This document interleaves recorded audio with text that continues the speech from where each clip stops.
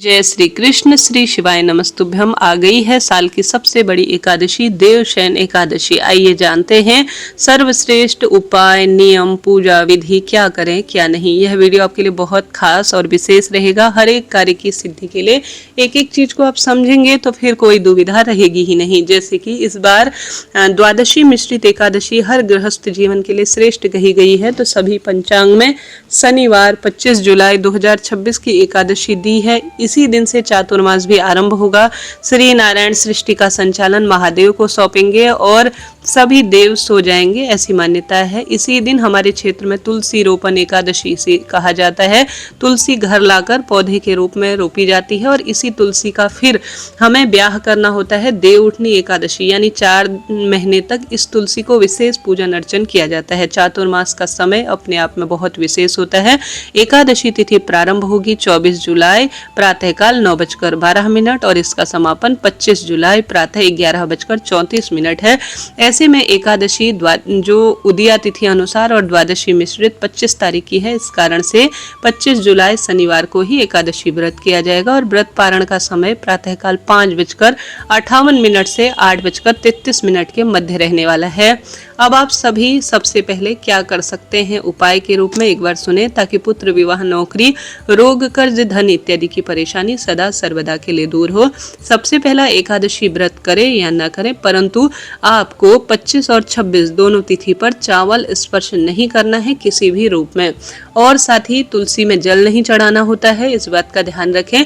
एकादशी तिथि जब से शुरू हो समापन तक स्वयं माता तुलसी एकादशी निर्जल व्रत करती हैं।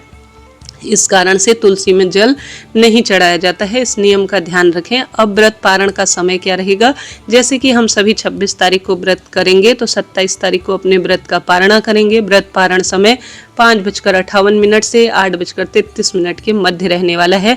यह समय सबसे अच्छा है व्रत खोलने का।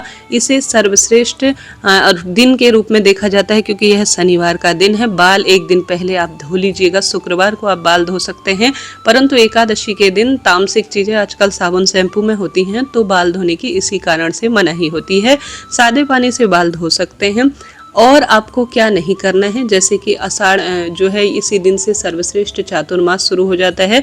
तो दशमी तिथि पर हमेशा एकादशी व्रत करने वाले व्यक्तियों को सात्विक भोजन करना चाहिए और एकादशी का व्रत कर कर द्वादशी पर इसे श्रेष्ठ रूप में पारण करना चाहिए। तुलसी की पत्ती एकादशी पर नहीं तोड़ी जाती हैं। पहले से टूटी हुई तुलसी कई बार आप प्रयोग में ले सकते हैं। अब उपाय आपको कैसे करना है, सबसे पहले जल्दी उठे।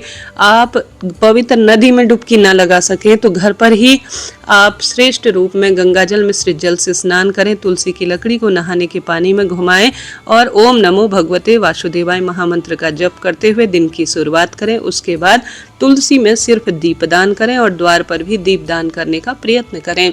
इसके साथ साथ पवित्र वृक्ष जैसे कि पीपल वृक्ष की इस दिन बहुत महत्वता है क्योंकि शनिवार है और शनि देव का वास पीपल वृक्ष में है और त्रिदेवों का वास पीपल वृक्ष की जड़ में माना जाता है। पीपल वृक्ष की जड़ में एक तो शनि देवता के निमित्त आप सरसों के तेल का दीपक काले तिल डालकर यूज करें अर्थात प्रयोग करें, और दूसरा दीपक आप सभी घी का जो कि काला तिल डालकर श्री नारायण और त्रिदेवों के निमित्त पीपल वृक्ष की जड़ में जो है प्रज्वलित करने का प्रयत्न करें। पीपल वृक्ष की जड़ में कच्चा दूध, काला तिल और गंगाजल और कुशा ये सब डालकर, या इनमें से एक दो चीज भी मिल जाए जैसे काला तिल और कच्चा दूध, तो आप पीपल वृक्ष को सिंचित करते हैं तो इससे पितृदोष तो मिटता ही है, शनि राहु संबंधी परेशानी मिटती है और सदा सर्वदा श्रेष्ठ लक्ष्मी नारायण की कृपा मिलती है। तो यह कार्य करें। संभव हो कि कदली वृक्ष को भी सींचे, नहीं तो कोई दिक्कत की बात नहीं है। पीपल पूजा से भी संपूर्ण फलों की अनुभूति हो जाती है। इसके साथ साथ आप सभी अपने घर के मंदिर में अगर महादेव विराजमान है तो उत्तम है, नहीं तो महादेव के मंदिर आप चले जाएं। आप जानते होंगे गुरुजी भी बतलाते हैं 7 बेलपत्र, 7 की संख्या में बेलपत्र जल के लोटे में डालें। गंगाजल पितृदोष मुक्ति के लिए कहा गया है और एकादशी के दिन यह सबसे श्रेष्ठ प्रयोग है। गंगाजल और 7 बेलपत्र अपने घर के शिवलिंग में या महादेव के मंदिर में जाकर आपको साधारण सरल तरीके से आप सर्वश्रेष्ठ, जैसे शनिवारी एकादशी है तो आप स्वधा स्वधा स्वधा 3 बार बोल सकते हैं, या प्रभु का नाम जाप करते हुए शिवलिंग पर गंगा जल मिश्रित जल 7 की संख्या में समर्पित करें। उससे पहले थोड़ा सा जल नंदी बाबा के उठे हुए पैर या नंदी बाबा को समर्पित करने का प्रयत्न करना चाहिए। यह कार्य हर कार्य की सिद्धि के लिए जाना जाता है और संपूर्ण फल देता है। तो यह सरल काम आप अपने घर पर नंदी बाबा हैं तो उन पर कर सकते हैं, महादेव के मंदिर जाकर करते हैं तो बहुत ही उत्तम रहता है। एकादशी के दिन अगर आप कोई भी शिव नारायण की पूजा करते हैं, मंत्र जाप करते हैं और सूर्य स्तुति करते हैं, क्योंकि सूर्य देवता को जल, जब सूर्य नारायण भगवान की किरणें धरती पर आने लगे तब जल चढ़ाना शुभ माना जाता है। ऐसी स्थिति में आप सूर्य भगवान को जल अब चढ़ा सकते हैं, बहुत इसका अच्छा परिणाम मिलता है। सूर्य भगवान प्रत्यक्ष देवता राजा कहे गए हैं धरती पर, इन कार्यों को करें। अब अपने घर के मंदिर में एक कार्य और कीजिएगा, शंख में कच्चा दूध और तुलसी पत्र रखकर आप ओम नमो भगवते वासुदेवाय महामंत्र का जप करते हुए, श्री नारायण को तुलसी बहुत प्रिय है और शंख साक्षात माँ लक्ष्मी का स्वरूप है। एकादशी के दिन शंख में कच्चा दूध और तुलसी पत्र रखकर श्री नारायण के विग्रह स्वरूप को स्नान जरूर कराना चाहिए। फिर इस जो है पंचामृत को ग्रहण करने से बहुत अधिक सुखों की अनुभूति होती है। सर्वश्रेष्ठ रूप में यह कार्य करें। इसके साथ साथ आप इस दिन तुलसी अपने घर पर रोपित करें, जैसे कि हमारे क्षेत्र में इस दिन तुलसी लगाई जाती है नई, और 4 महीने तक कुंवारी अवस्था में इसे पूजित किया जाता है, अर्थात दीपदान जल इत्यादि सिंचित कर कर इसी से जब देव उठते हैं 4 महीने के बाद, इसी तुलसी से श्री नारायण का अर्थात शालिग्राम भगवान का पूजन किया जाता है, विवाह किया जाता है। तो आप तुलसी इस दिन नई जरूर लगाएं। वैसे भी हर घर में 2-3 तुलसी होनी ही चाहिए।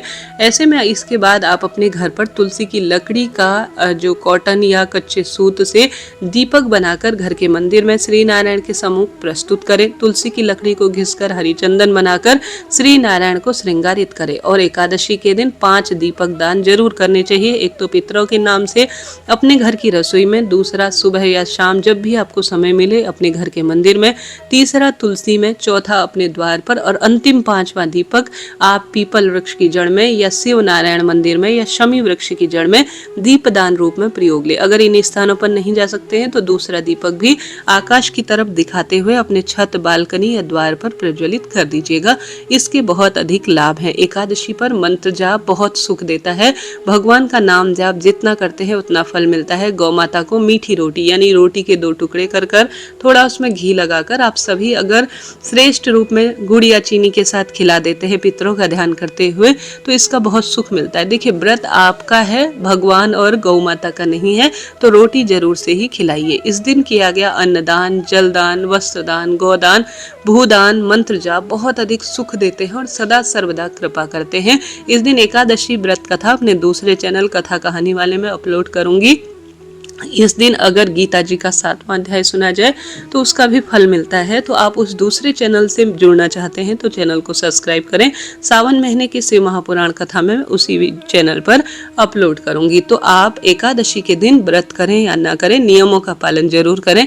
प्याज, लहसुन, उड़द, मसूर और जो तामसिक चीजें होती है उसका सेवन ना करें।